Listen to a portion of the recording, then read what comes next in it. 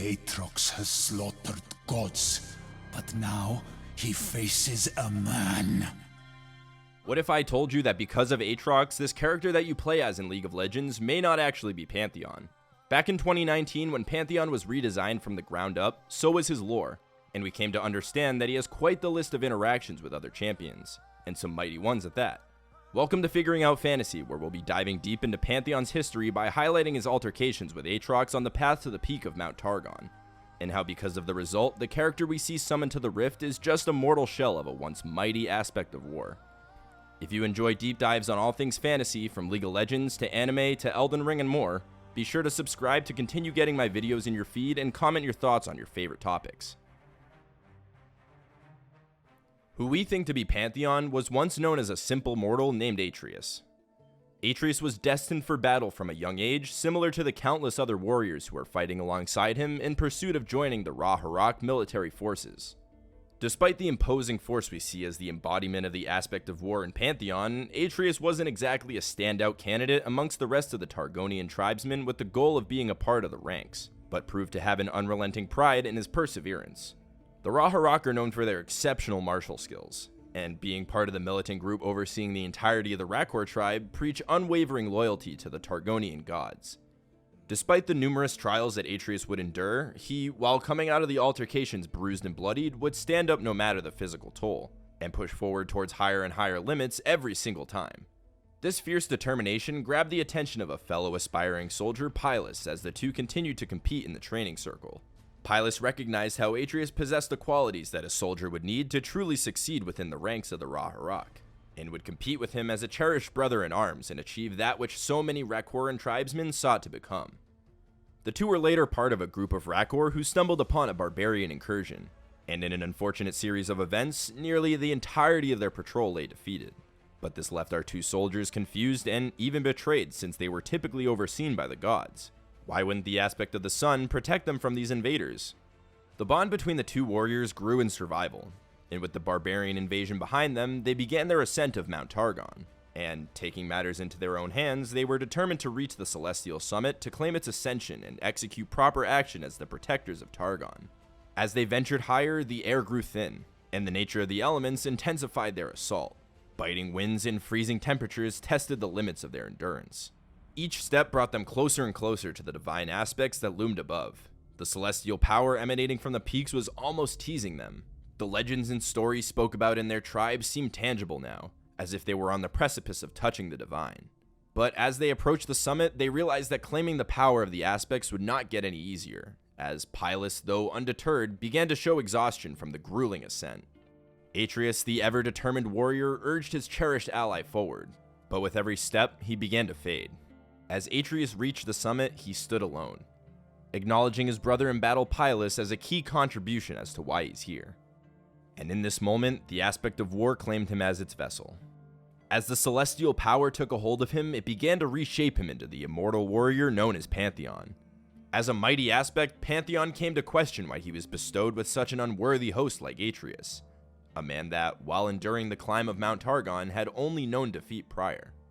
We come to understand that in this claiming of the power residing at the peak of Mount Targon, Atreus was thrust into a mere corner of his own body's mind, simply being used as a tool for the aspect of war's desires. As time passed though, rumors spread about an ancient evil awakening of the Darkin warriors occurring within the lands of Runeterra, and Targon seemed to be no exception in being in their sights. To briefly recap the concept of the Darkin, they were once mighty Shuriman warriors wielding godlike weapons who were driven to madness from interactions with the Void, and were deemed too dangerous to be left causing chaos in Runeterra, leading all of them to be sealed within various weapons in the different regions. The individual who was responsible for the sealing away of these corrupted beings was the aspect of Twilight, who is now, at this stage in the story, embodied by the whimsical Zoe. And her, along with the aspect of Protection Tarek, have a target on their back in the eyes of the Darkin general, Aatrox. Learning of Aatrox's plans, Pantheon was eager to fulfill his duty as an aspect, and confront this formidable foe. Pantheon then set out to face Aatrox in a climactic showdown, where the vibrant skies above Mount Targon would become a battlefield with the fate of the region and perhaps the rest of Runeterra resting in the result of the clash. The fight raged on, and the altercation swept through the armies below them as Pantheon, the glorious aspect of war, and the ancient Darkin warrior Aatrox engaged in a battle that seemed beyond mortal comprehension. Being dubbed the god-killing blade, Aatrox's weapon eventually struck true, driving deep into the chest of the seemingly immortal Pantheon. This devastating blow even wiped the constellation of war from the stars, signaling the ultimate death of the mighty aspect. Though, in a twist of fate, as the god Pantheon faded, the mortal Atreus was left in his celestial wake, but just as bloodied and beaten. Yet, as we had seen prior in his time in the Rework, Atreus didn't give in. Ever. Collecting all the energy he could muster, Atreus spit at the mighty Darkin, but taking it as a form of him showing his embarrassing defeat, Aatrox chose to leave the mortal to die. The course of the events to follow, though, may prove Aatrox to be a bit naive in not dealing the finishing blow to the defiant warrior, as this very man is the one we eventually see in League of Legends. Atreus, hours later, was able to stumble his way back to the Aatrox tribe, being nursed back to health in the home of his belated man-in-arms Pylus by the warrior's widowed wife. This rest is quick to be interrupted, though, as while there seems to be a lull in action, we hear of another barbarian invasion threatening the Rekoran people, and Atreus, being the ever-valiant warrior he is, set out for the battle immediately, fearing the worst. After looking upon the scene that lay before him and many other warring Rework, Atreus comes to a profound realization. He discovers that it was Aatrox who had driven the barbarians into Targon in the first place, and he recognizes that they, like the Aatrox tribe, are mere mortals who were caught between the greater powers pushing their weight in pursuit of their own selfish goals.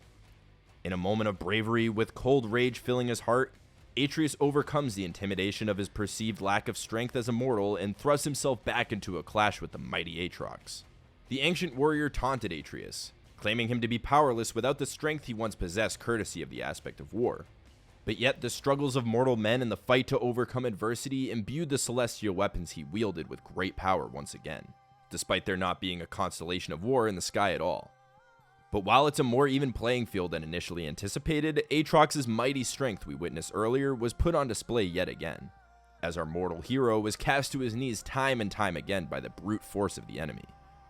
But knowing what he does now, Atreus no longer fights for any gods, nor does he fight to achieve any greater celestial power in any manner. In this moment, Atreus takes on a new identity as the symbol of Pantheon. This time not powered by the unsatisfied aspect, but the unfaltering resilience of the mortal men that stand beside him, never backing down to a higher power and using their fury within. Atreus, with all his energy, took a mighty leap at the Darkin fiend, this time his weapon striking true, severing the connection between the evil weapon and the host it took control of. As the dust settled, the Darkin blade and the body it once controlled fell to the ground, leaving only Atreus standing.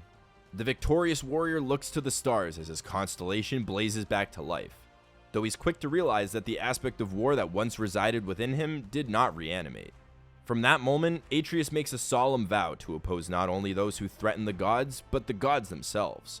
He then takes on the mantle of Pantheon, replacing which was lost in battle with Aatrox, but with a new symbol of unyielding determination.